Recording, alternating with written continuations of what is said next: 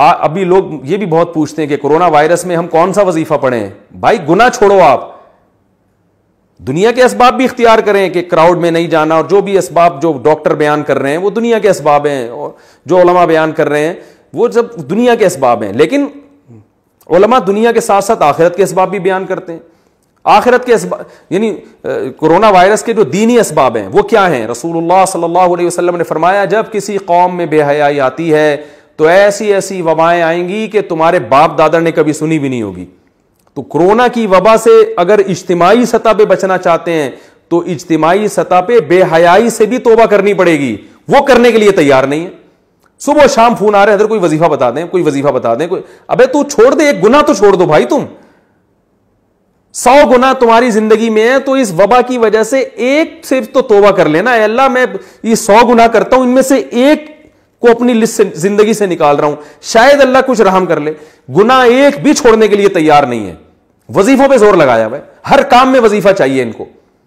میں وظیفوں کا منکر نہیں ہوں, لیکن یاد رکھو کہ جو چیز جس چیز کا سبب ہوتی ہے نا, اس سبب کو ہٹانا پڑے گا آپ کو.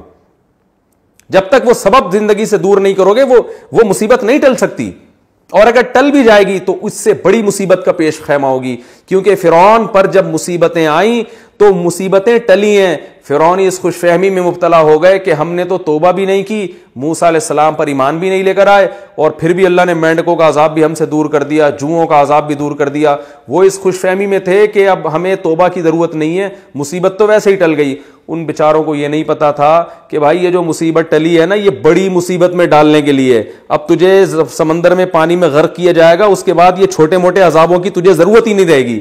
تو یاد رکھو وبا تو آتی ہیں چلی جاتی ہیں, وبائیں ہمیشہ سے آتی رہی ہیں. اللہ کرے یہ بھی چلی جائے, جلدی چلی جائے. ہم کمزور ہیں, ہم اللہ کی سزا کا جو ہے وہ برداشت نہیں کر سکتے, ہم کمزور ہیں. لیکن یاد رکھو اگر ہمیں توبہ کی توفیق نہیں ملی تو وبا سے ہلاک ہوں یا نہ ہوں, اس سے بڑی مصیبت میں اللہ ہمیں مبتلا کر دے گا. اور اگر ہمیں توبہ کی توفیق مل گئی, پھر بے شک اس وبا میں ہم ہلاک ہو بھی جاتے ہیں, شہادت کا بھی اجر ملے گا, اور اصل کامیابی تو آخرت کی کامیابی ہے. تو پھر مرنا ہمارے لیے بچنے سے زیادہ قیمتی ہے.